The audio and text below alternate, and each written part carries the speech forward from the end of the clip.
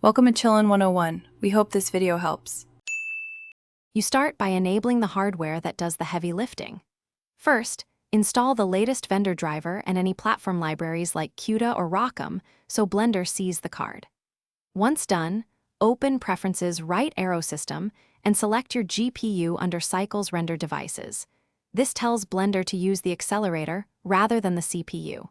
Make sure to set the device to GPU in Render Properties and save your startup so the change persists. This avoids silent CPU fallbacks and speeds up later steps.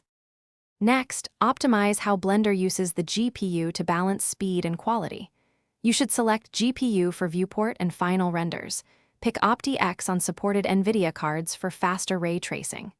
Then tune samples and enable denoising, OptiX or Open Image Denoise, to cut noise with fewer samples.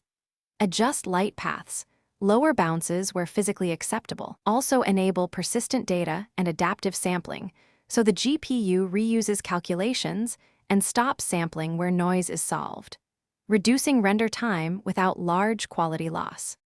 Finally, make sure your scene fits GPU memory and verify full system readiness.